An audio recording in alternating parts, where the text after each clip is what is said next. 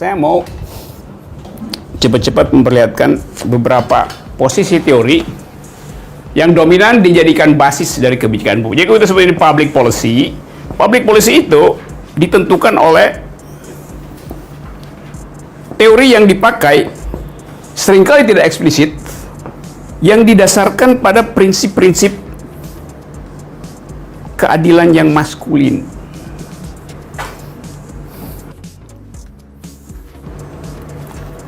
Prinsip-prinsip itu bisa kita temukan di dalam dua gugus teori filosofi. Yang pertama disebut sebagai pendekatan utilitarianism.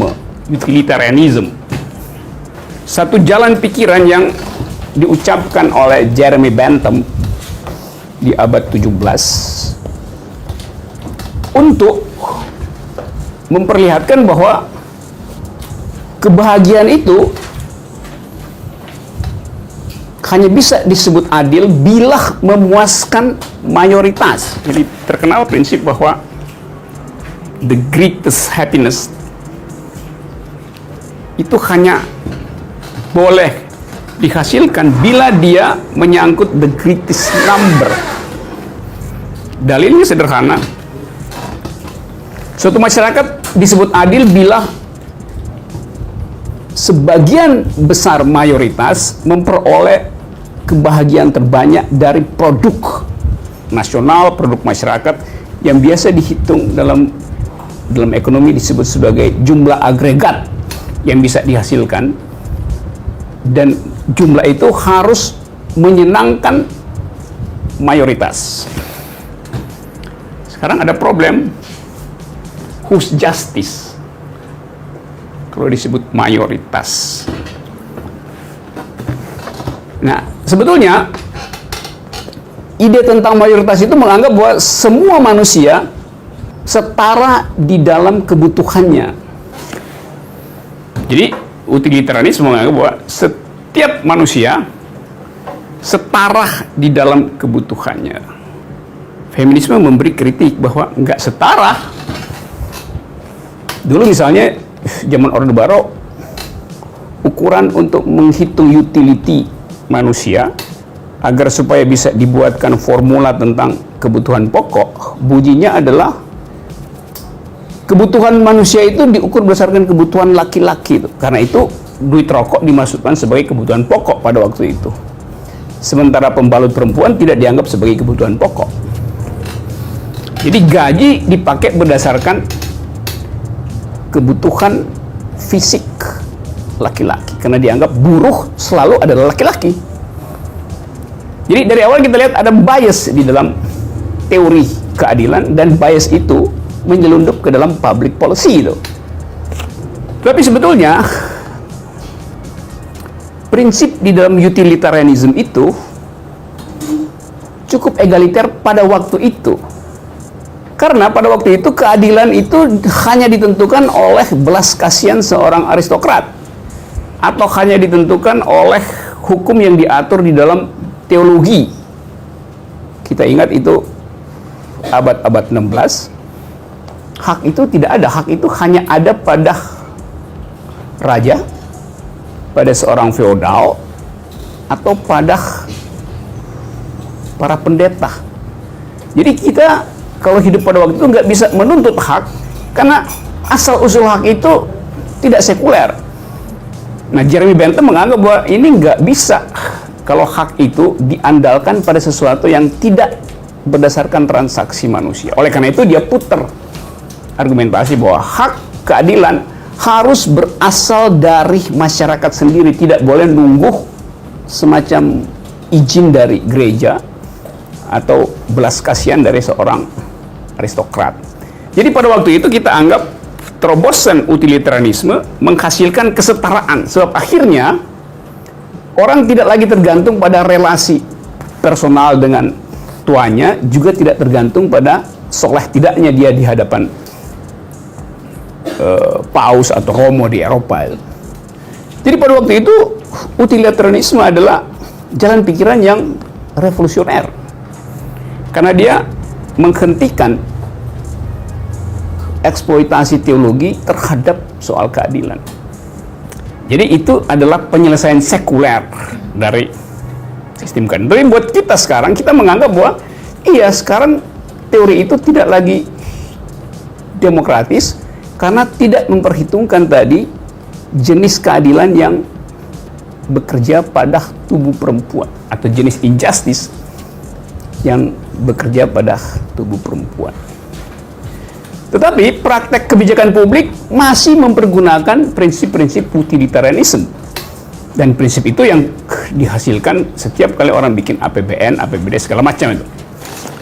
Di Indonesia misalnya, waktu Sri Mulyani jadi Menteri Keuangan sebelum yang sekarang, Sri Mulyani bikin satu kebijakan bahwa semua departemen yang tidak memasukkan unsur gender di dalam proposal anggaran tidak akan dikeluarkan anggarannya. Tapi pada saat yang sama kita ingat peristiwa itu, Sri Mulyani dituduh sebagai neolib dan pers semacam terbius dengan tuduhan itu karena ada sentimen ideologi. Jadi begitu disebut neolib, maka seluruh orang merasa bahwa itu adalah kejahatan kapitalis. Nah, itu yang saya mau katakan bahwa seringkali istilah itu masuk di dalam pembicaraan publik tanpa skrutinisasi filosofis yang tajam. Bagaimana mungkin seorang neolib memihak pada kepentingan perempuan itu? Itu sekedar ilustrasi betapa dunia akademis kita filter kritisnya itu lumpuh, sehingga pembicaraan tentang kebijakan publik lebih diisi oleh retorika dibanding dengan logik, dengan logika. Itu soalnya. Jadi kelas ini dimaksudkan untuk memperlihatkan bahaya dari konsumsi teori yang tidak discrutinize berdasarkan logik dan critical discourse itu. Jadi kita boleh sebut bahwa utilitarianisme mengandalkan jumlah keadilan, bukan kualitas keadilan, tapi jumlah keadilan itu.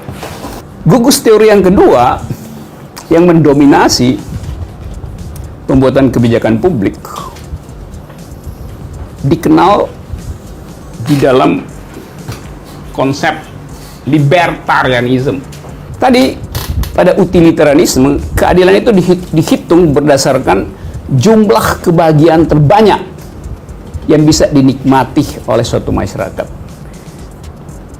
Pada libertarianisme, keadilan itu tidak dihitung atau tidak diandalkan pada konsep jumlah kebahagiaan terbanyak, tetapi pada hak setiap individu untuk menghasilkan kebahagiaan bagi dirinya sendiri. Kalau ini produk nasional, kalau ini ada dua jenis masyarakat. Ini masyarakat yang kaya, ini masyarakat yang miskin. Maka negara disebut adil bila jumlah produk itu menghasilkan kebahagiaan pada kelompok yang paling besar. Mungkin nggak 100%, tapi 80%. Jadi jumlah ini harus fit and proper dengan bagian masyarakat terbesar. Yang ini boleh dibagi ke ini.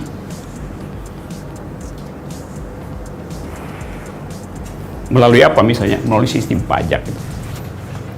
Ini jalan pikiran utilitarianisme.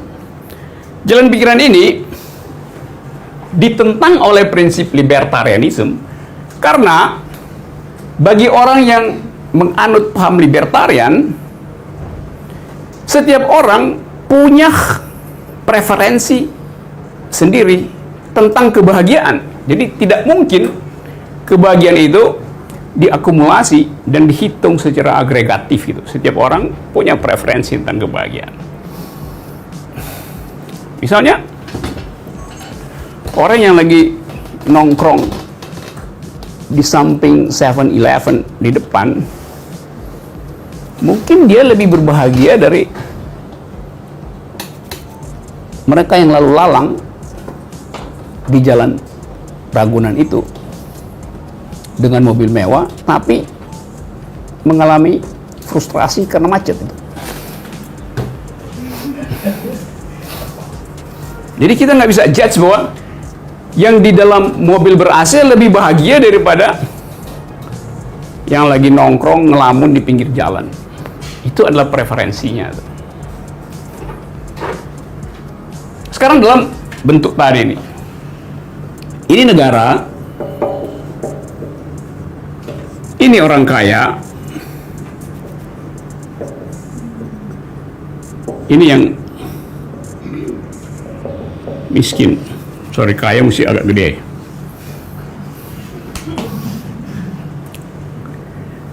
Kalau negara misalnya melihat ada kemiskinan, ada orang nongkrong di pinggir jalan, lalu ada jumlah orang yang kekayaannya lagi diuber oleh tax amnesty,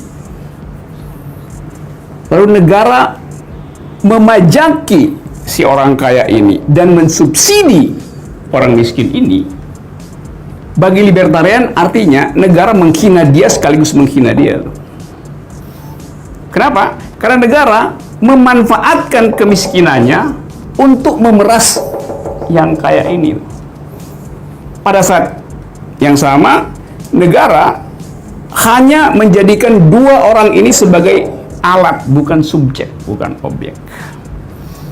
Jadi seorang libertarian akan menganggap bahwa tindakan negara ini dia tidak menghormati orang ini, sebab ini cuma dianggap sebagai alat untuk diperas. Demi apa? Demi ini. Jadi ini juga diperalat untuk memeras ini. Ini adalah alat untuk menyumbang itu. Bisa nangkap nggak logiknya tuh ya? Jadi seorang libertarian akan anggap bahwa negara itu nggak boleh sok tahu tentang jenis kebahagiaan orang itu. Hal yang sama berlaku di dalam jenis kenikmatan seksual misalnya. Negara mengatur bahwa seks itu artinya seks antar laki-laki dan perempuan. Kalau seks itu terjadi di antara sesama jenis, negara menganggap itu bukan seks. Padahal negara nggak pernah mampu menikmati keindahan seksual di antara dua orang lesbian atau dua orang homoseksual. Karena negara cuma tahu satu etik, yaitu etik heterogen. Bahwa sensasi berciuman itu lebih nikmat di antara dua lidah yang sejenis misalnya. Negara nggak punya pengetahuan tentang itu. Tapi negara sok tahu. Kira-kira begitu gambarannya. Jadi ada utilitarianisme, ada libertarianisme di dalam spektrum teori keadilan. Saya kasih yang intinya aja kan. Ada banyak teori tentang justice, tentang komunitarianisme, egaliter. Tapi yang kira-kira bisa kita pakai malam ini supaya lebih ringkas untuk berdiskusi tentang akibat dari penggunaan teori yang keliru terhadap kebijakan publik.